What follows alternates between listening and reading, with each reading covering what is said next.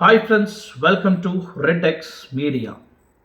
பரபரப்பாக இருக்கக்கூடிய ஒரு சிட்டி மும்பை நகரம். கொடிகட்டி பறந்த ஒரு சிட்டி.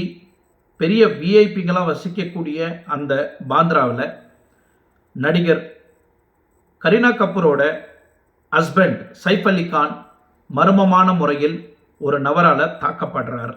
கிட்டத்தட்ட 6 இடத்துல கத்தி குத்து, கழுத்துக்கிட்ட, கை கிட்ட, முதுகுல, வயிற்றுல, இந்த மாதிரி அவர் அட்டாக் பண்ணி ஒரு பெரிய சினிமா சம்பவம் மாதிரியே நடந்திருக்கு. ரத்த வெள்ளத்தில் அந்த பாந்திராவில் இருந்து ஒரு பிரைவேட் ஆட்டோவில் உடனே லீலாவதி ஹாஸ்பிட்டலுக்கு சேர்க்குறாங்க. கரீனா கபூரும் அப்புறமா அவங்க மகன் இவங்க எல்லாம் சேர்ந்து அங்கே ஹாஸ்பிட்டலில் சேர்க்குறாங்க. தாக்குதலுக்கு யார் காரணம்? கொள்ளடிக்க வந்த நபர் தற்காப்புக்காக கத்தியால் குத்தினாரா, இல்லை டார்கெட் பண்ணி சைஃப் அலி கானை கொலை பண்ணுறதுக்கு இந்த சம்பவம் நடந்ததா? இதை சார்ந்து தான் முக்கியமாக இன்னைக்கு சில விஷயங்கள் எனக்கு கிடைச்ச இன்ஃபர்மேஷன். அது மட்டும் இல்லை, இவங்களுக்கு என்னென்ன பாதுகாப்பு இருக்கணும், என்னென்ன பாதுகாப்பு இருந்தும் இந்த குற்றவாளி உள்ளே வந்திருக்கிறான் திருடுறதுக்கு. அப்போ அங்கே சிசிடிவி கேமரா, செக்யூரிட்டி கார்டு, இந்த மாதிரி பாதுகாப்பு இருக்கக்கூடிய இந்த பாந்திரா அப்பார்ட்மெண்ட்டில் எப்படி இந்த நபர் உள்ளே போனா அப்படின்றத தான் முழுக்க நம்ம பார்க்க போகிறோம். வாங்க வீடியோக்குள்ள போகலாம்.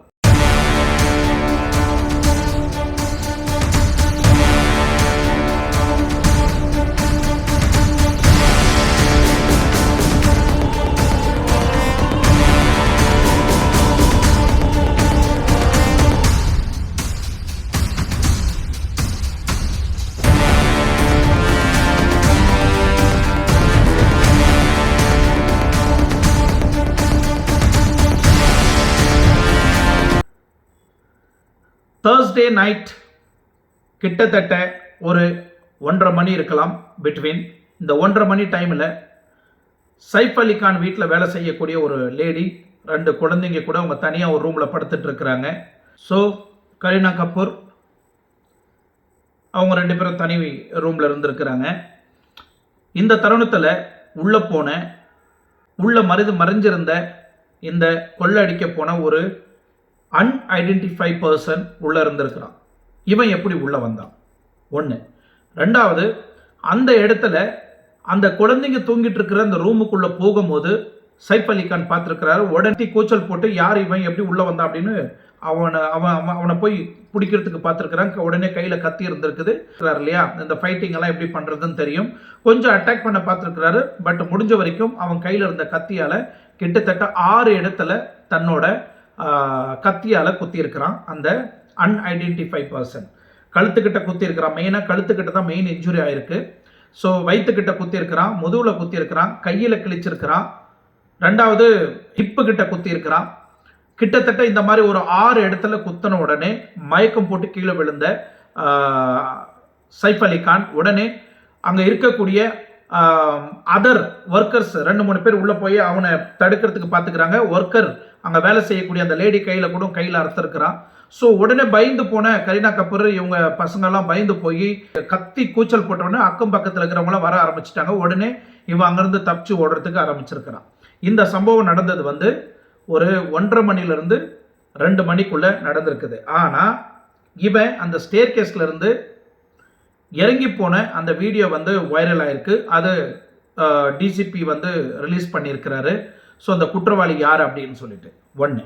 இவன் இறங்கி போன வீடியோவை தான் காமிச்சிருக்கிறாங்க. உள்ள வந்த வீடியோ எப்படி இந்த தாக்குதலுக்கு ஈடுபடுத்தினா அப்படின்றது, தாக்குதலுக்கு உள்ள எப்படி வந்தான், கொள்ளடிக்கிறதுக்கு எப்படி வந்தான்றதை நான் உங்களுக்கு கடைசி வரைக்கும் பாருங்க சொல்றேன். மயக்கத்தோடு விழுந்த ரத்த வெள்ளத்தில் மிதந்துட்டு இருந்த சைஃப் அலி கானை அந்த வீட்டில் இருக்கிறவங்க கரீனா கபூர் இவங்க எல்லாம் ஒன்று சேர்ந்து ஒரு ஆட்டோவை வர வச்சு உடனே ஆட்டோவில் கூப்பிட்டுட்டு போயிருக்கிறாங்க. லீலாவதி ஹாஸ்பிட்டலில் அட்மிட் பண்ணிட்டாங்க. லீலாவதி ஹாஸ்பிட்டலில் இப்போ அவருக்கு ட்ரீட்மெண்ட் போயிட்டு இருக்கு. ரொம்ப டேஞ்சர் கண்டிஷனில் இருக்கிறாப்புல. சரிங்களா? ஸோ ஹாஸ்பிட்டலில் என்ன நடந்தது, ஹாஸ்பிட்டலில் டாக்டருங்க என்ன சொன்னாங்கன்றத ஒரு பக்கம் நம்ம பார்க்கலாம். இன்னொரு பக்கம் இந்த குற்றவாளி எப்படி உள்ள வந்தான்றது நம்ம யோசிக்க வேண்டிய ஒரு விஷயம். முக்கியமாக இந்த மாதிரி பெரிய பெரிய விஐபி செலிபிரிட்டி பாந்திராவில், அதுவும் மும்பையில் ஒரு முக்கியமான பகுதி பாந்திரா. அந்த பாந்திராவில் அவ்வளோ பெரிய அப்பார்ட்மெண்ட்ல எப்படி இவங்க வீட்டுக்கு மட்டும் கொள்ளை அடிக்க போகணும் அப்படின்றது ஒரு கேள்விக்குறி. அன்ஐடென்டிஃபை பர்சன் எப்படி உள்ள போக முடியும்? அங்க எவ்வளவு வீடு இருந்தது, அங்கெல்லாம் கொள்ளை அடிக்க போகல. சைஃப் அலிகான் வீட்டுக்கு மட்டும் கொள்ளை அடிக்க போகணுன்றது காரணம் என்ன? இது முக்கியமான யோசிக்க வேண்டிய ஒரு பாயிண்ட். இது இவர் முஸ்லீமா இருந்ததுனால யாராவது இந்த சல்மான் கானை தாக்கின லாரன்ஸ் பிஸ்பனாய் இந்த மாதிரி இவரையும் தாக்குறதுக்கு ஏதாவது ஏற்பாடு பண்ணாங்களா, இல்ல இவரையும் ஏதாவது மர்டர் பண்றதுக்கு முயற்சி பண்ணாங்களா அப்படின்னு தெரியல. பட் இது கொள்ளடிக்க அந்த வீட்டில் பார்த்த உடனே அவன் தப்பிச்சு ஓடுறதுக்காக இந்த மாதிரி குத்தி இருக்கிறான் அப்படின்னு சொல்லிட்டு ஒரு ரிப்போர்ட் செய்யப்பட்டிருக்கு.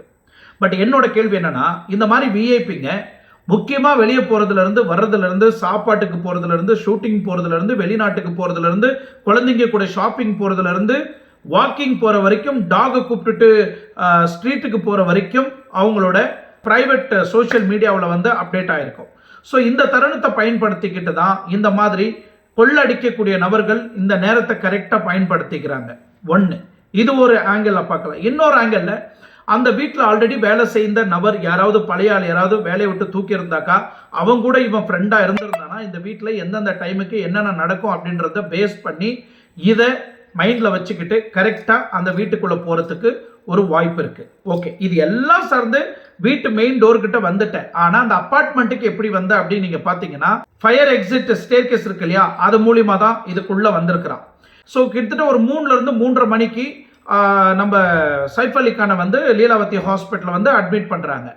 பிட்வீன் இந்த டைம் கேப்ல எப்படி உள்ள வந்தான்றது ஸ்டேர்கேஸ் மூலியமா தான் வந்திருக்கிறான். ஃபயர் ஸ்டேர்கேஸ் மூலியமா உள்ள வந்திருக்கிறான். சரி, உள்ள வந்துட்டான். அந்த இடத்துல எப்படி சைஃப் அலிகான் வீட்டுக்குள்ள போனோம் அப்படின்றது ஒரு கேள்விக்குறி. ஏன்னா ஃபுல் செக்யூரிட்டி, சரிங்களா? ஸோ டோர் ஆட்டோமேட்டிக்காக ஓப்பன் ஆகிறதுக்கு வாய்ப்பு இல்லை. இன்னொரு பாயிண்ட் இதில் என்ன இருக்குன்னா, ஃபயர் எக்ஸிட்ல எப்படி அவங்க உள்ள வர முடியும்? ஏன்னா அங்கே ஒரு சிஸ்டம் இருக்கு. ஃபயர் எக்ஸிட் டோர் எப்படின்னா, உள்ள இருந்து நீங்க ஓப்பன் பண்ணாதான் வெளியே போக முடியும். வெளியே இருந்து ஓப்பன் பண்ணீங்கன்னா அந்த டோர் ஓப்பன் ஆகாது. ஏன்னா அந்த டோர் லாக் சிஸ்டம் அந்த அளவுக்கு மேக் பண்ணியிருக்கோம். ஸோ சர்வசாதாரணமாக யாரும் உள்ள வரத்துக்கு வாய்ப்பு இல்லை. ஒன்று, இவன் முன்னாடியே உள்ள அந்த டோரு கிட்ட ஏதாவது ஒரு கட்டையை வச்சு அடைச்சிருக்கலாம், அந்த லாக் ஆகாத மாதிரி வச்சிருக்கலாம். அதுக்கப்புறம் வெளியே போயிருக்கலாம். பட் அப்பயும் சிசிடிவி கேமரால விழுந்திருக்கணும். ஒன்று அப்படியா இருக்கணும், இல்லை அதுக்குள்ள இருக்கிறவங்க யாராவது ஒரு சப்போர்ட் பண்ணியிருக்கலாம். அந்த டோர் கிட்ட இந்த மாதிரி வைக்க சொல்லி அந்த அபார்ட்மெண்ட்ல வேற வீட்டில் வேலை பண்றவங்க யாராவது ஒரு சப்போர்ட் பண்ணியிருக்கலாம். இது வேற கோணம். இன்னொரு கோணத்தில் நீங்க பாத்தீங்கன்னா, சரி உள்ள வந்துட்டான், பட் சைஃப் அலிகான் வீட்டுக்குள்ள எப்படி போனா? அந்த டோர் ஓப்பன்ல இருந்திருக்கணும், அப்பதான் உள்ள போயிருக்கணும். ஸோ அவங்க நிறைய வாட்டி வெளியே வரத்துக்கு போறதுக்கெல்லாம் இருந்திருக்கலாம். அந்த டைம் அந்த கேப்ல இவன் உள்ள போயிருக்கலாம். உள்ள போய் ஏதாவது ஒரு மூலையில ஒளிஞ்சிருக்கலாம். அவ்வளவு பெரிய வீடு, எங்க வேணாலும் ஒளியறதுக்கு வாய்ப்பு இருக்கு. அதுக்கப்புறம் இந்த டைம் நேரம்லாம் பார்த்து கரெக்டா இவன் அட்டாக் பண்ணியிருக்கிறான். ஸோ இந்த கேப்ல தான் இந்த சம்பவம் உள்ள நடந்திருக்கு. சரி, அந்த அபார்ட்மெண்ட்ல சிசிடிவி இருக்கு, செக்யூரிட்டி கார்டு இருக்கிறாங்க. அது மட்டும் இல்ல, விஐபிங்களுக்கு ஸ்பெஷல் கேட்டகரி ஃபோர்ஸ் பாதுகாப்பாக கொடுத்துருப்பாங்க. அது என்னென்ன கேட்டகரி நீங்க பாத்தீங்கன்னா, ஸோ இந்த விஐபி சைஃப் அலிகான் ஃபேமிலிக்கு கண்டிப்பா விஐபின்றதுனால அவருக்கு கண்டிப்பா எஸ்பிஜி செக்யூரிட்டி சப்போர்ட் கொடுத்துருக்கணும். இல்லைனா நம்பர் 1 எக்ஸ் செக்யூரிட்டி கொடுத்துருக்கணும், நம்பர் 2 ஒய் செக்யூரிட்டி கொடுத்துருக்கணும், நம்பர் 3 ஒய் பிளஸ் செக்யூரிட்டி கேட்டகரியில் கொடுத்துருக்கணும், நம்பர் 4 Z கேட்டகரி கொடுத்துருக்கணும், நம்பர் 5 Z கேட்டகரி பிளஸ் கொடுத்துருக்கணும். இந்த அளவுக்கு செக்யூரிட்டியில பாதுகாப்பு கொடுக்கக்கூடிய கவர்மெண்ட்ல இருந்தே சில பாதுகாப்பு கொடுத்துருப்பாங்க. இவங்க எங்க போனாங்க? செக்யூரிட்டி கார்டு எங்க போனாங்க? சிசிடிவி கேமரா எங்க போச்சு? இதெல்லாம் ஆய்வு செய்த பிறகு கண்டிப்பா இப்போ குற்றவாளியை நாங்க ஐடென்டிஃபை பண்ணிட்டு இருக்கிறோம் அப்படின்னு இப்போ நிறைய வீடியோ வைரல் ஆகுது. அந்த குற்றவாளி இப்போ ஏதோ ரயில்வே ஸ்டேஷனில் நடக்கிற மாதிரி எல்லாம் ஒரு ஃபுட்டேஜ் வந்திருக்குது. இப்போ ஸ்டேர் கேஸில் நடந்து போன ஒரு ஃபுட்டேஜை போலீஸார் மும்பை டிஜிபி வெளியிட்டிருக்கிறாரு. ஸோ இதை சார்ந்து தான் இன்னைக்கு ப்ரெஸ்ல ராஜ் திலக் ரோஷன், இது current DGP of Mumbai. So இவர் என்ன சொல்றாருன்னா, இப்போ நாங்கள் கொலை குற்றவாளியை கிட்டத்தட்ட நெருங்கிட்டோம், எனி டைம் அவங்கள நாங்கள் அரெஸ்ட் பண்ணுவோம். இந்த மாதிரி சம்பவம் இதான் முதல் முறையா நடந்திருக்கு. ஒரு விஐபி வீட்டில் இந்த அளவுக்கு அப்பார்ட்மெண்ட்ல அசால்ட்டா உள்ள போயிருக்கிறாங்க அப்படின்னு இப்போ நாங்கள் அந்த சிசிடிவி ஃபுட்டேஜ் எல்லாம் ஆய்வு செய்ததுல ஒரு ஃபுட்டேஜ் கிடைக்குது. 2:30க்கு அவன் இறங்கி நடந்து போற அந்த வீடியோவை நாங்கள் பார்த்தோம் அப்படின்னு சொல்லிட்டு இப்போ அந்த வீடியோவை சோஷியல் மீடியாவில் விட்டுருக்குறாங்க. அதை பேஸ் பண்ணி கண்டிப்பாக இந்த கொலை குற்றவாளி எங்கே இருக்கிறான் அப்படின்னு சொல்லிட்டு நாங்கள் இன்னும் மற்ற சிசிடிவி எல்லாம் ஆய்வு செய்துட்டு இருக்கிறோம். விரைவில் இவனை அரெஸ்ட் பண்ணப்படும். கொள்ளடிக்கிறதுக்காக அந்த வீட்டுக்குள்ள வந்தானா இல்ல அவரை கொலை செய்யறதுக்காக அந்த வீட்டுக்குள்ள வந்தானான்றது எங்களுக்கு சந்தேகமா இருக்கு. விரைவில் இந்த குற்றவாளி யாருன்னு நாங்கள் ஐடென்டிஃபை பண்ணி பிடிச்சிருவோம் அப்படின்னு இந்த டிஜிபி வந்து தெரியப்படுத்தியிருக்கிறாரு. சரிங்களா? இவர் ஒரு இன்டர்வியூ கொடுத்தாரு. இதுக்கப்புறம் அந்த ஹாஸ்பிட்டலில் என்ன நடக்குது அப்படின்னு நீங்கள் பார்த்தீங்கன்னா, ஸோ டாக்டர் உத்தம் மணி அவர் கொடுத்த ரிப்போர்ட்டில் ஸ்பைனல் கார்டில் தான் ரொம்ப மேஜரான இன்ஜுரி நடந்திருக்கு. ரொம்ப தீவிரமாக சிகிச்சை போயிட்டுருக்கு. ஐசியூவில் வச்சுருக்கிறாங்க. கிட்டத்தட்ட 2 மேஜர் இன்ஜுரி நடந்திருக்கு, 2 மைனர் இன்ஜுரி நடந்திருக்கு. ஒரு மெயின் ஸ்பைனல் கார்டில் வந்து நர்வஸை பாதிக்கிற மாதிரி கத்தி வந்து ரொம்ப உள்ளே போயிருக்கு அப்படின்னு சொல்கிறாங்க. இன்னொன்று கையில் அறக்கப்பட்டிருக்கு. இது டோட்டலாக 6 இன்ஜுரி வந்து அவர் உடம்புல நடந்திருக்கு. இப்போ நியூரோ சர்ஜன் ஆப்ரேஷன் ஒன்று பண்ண போகிறாங்க. அதை சார்ந்து ரொம்ப தீவிரமாக மெடிக்கல் ஆப்ரேஷன் ஒர்க் நடந்துட்டுருக்கு. Any moment Saif Ali கானோட health report வந்து விரைவில் கொடுக்கப்படும் அப்படின்னு அந்த மெடிக்கல் டிபார்ட்மெண்ட்டு சிஓ உத்தம் மணி அவர் டாக்டர் உத்தம் மணி வந்து தெளிவாக எக்ஸ்பிளைன் பண்ணியிருக்கிறாங்க. இதை சார்ந்து இன்னைக்கு ஆளுங்கட்சியும் பிரசன்ட் கட்சியும் பிஜேபியில் இருக்கக்கூடிய சில கட்சிகளையும் வந்து குற்றச்சாட்டாக வச்சுட்டு இருக்கிறாங்க. இவங்க வந்து என்ன சொல்றது, லா அண்ட் ஆர்டர் வந்து மும்பை சிட்டியில் வந்து பாதுகாப்பு இல்லை, யார் வேணாலும் இன்னைக்கு கொலை பண்ண ஆரம்பிச்சிட்டாங்க, யார் வேணாலும் கொள்ளடிக்க ஆரம்பிச்சிட்டாங்க, யாரை வேணாலும் கற்பழிக்க ஆரம்பிச்சிட்டாங்க. ஸோ இப்போ இருக்க அரசாங்கம் வந்து சரியான முறையில் சட்டத்திட்டங்களை வந்து ஃபாலோ பண்ணலை, போலீஸ் வந்து சரியாக வேலை செய்ய மாட்டேன்றாங்க அப்படின்னு எதிர்கட்சி தலைவரும் ஒரு குற்றச்சாட்டை வைக்கிறாங்க.